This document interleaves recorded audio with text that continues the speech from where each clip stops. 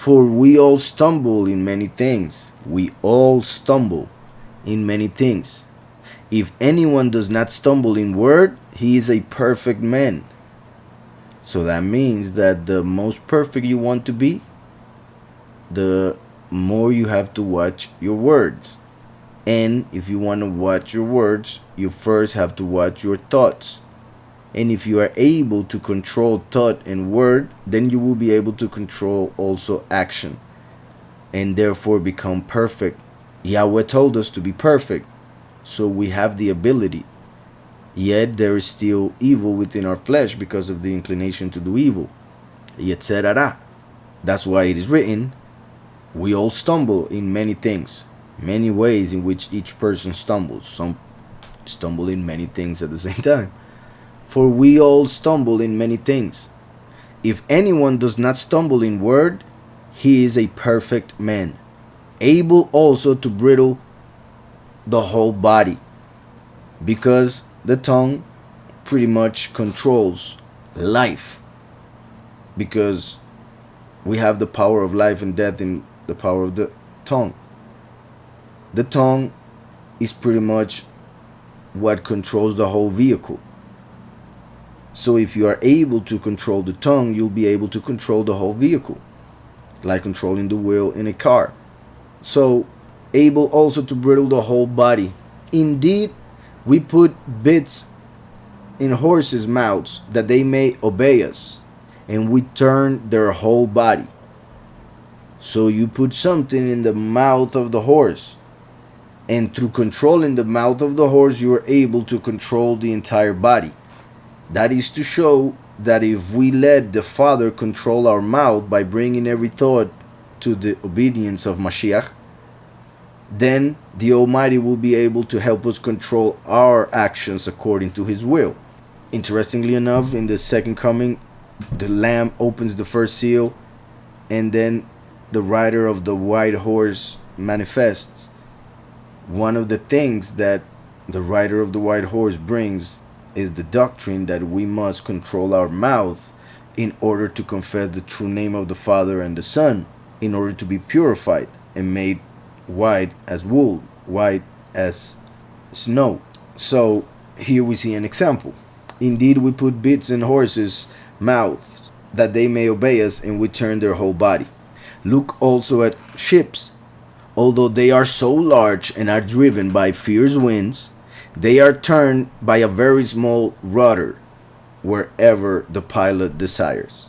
So no matter how huge the ship may be, it is controlled by a small rudder.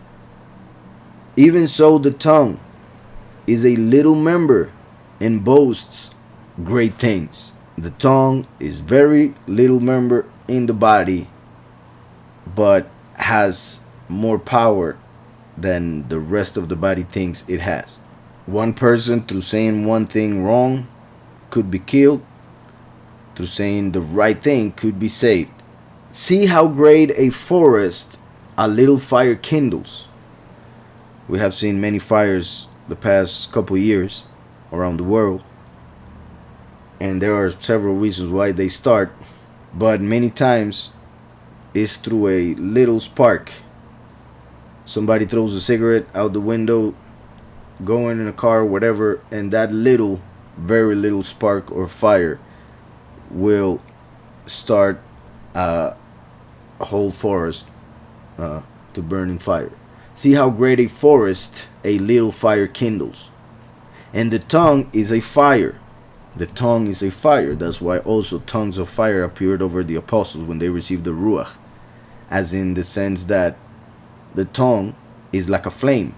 A flame of fire is like the tongue of fire. And they even have a connection in the movement. And the tongue is a fire, a world of iniquity. A world of iniquity.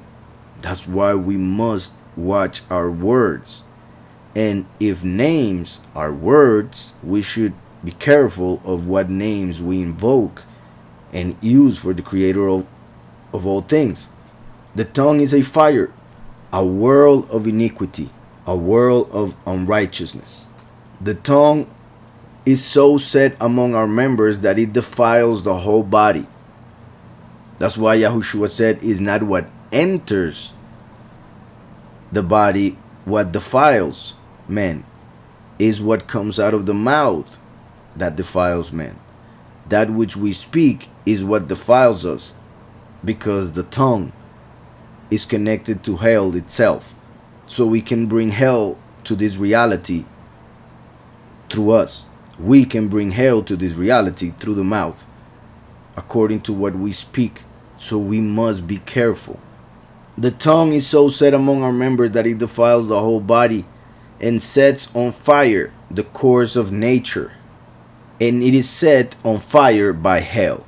It is interesting that the last is the consuming fire. The second coming is as the consuming fire, just like the first came as the water of life. So the last comes as a consuming fire. Fire comes out of his mouth, as Revelation 11 says. Not only the witness like Moshe, but also the witness like Eliyahu. So the two witnesses will breathe fire out of their mouths. That doesn't mean that literal fire will come out of their mouths. It means that they will use their tongue to give testimony and therefore condemn the wicked, show evil in this world, expose wickedness, as the scripture tells us that we must do. So the two witnesses will do that, and the world will see that as them being evil. The tongue is so set among our members that it defiles the whole body. So like I said, like Yahushua said, it is what comes out of our mouth what defiles the body.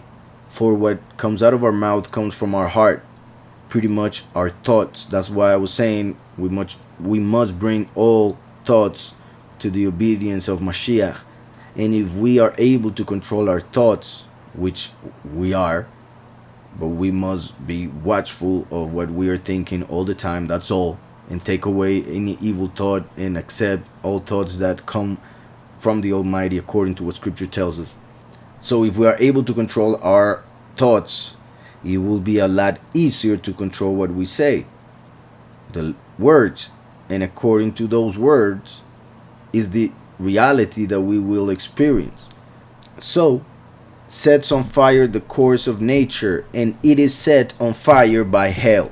So hell itself is what sets this world on fire, but how does it do it? Through the tongue of men.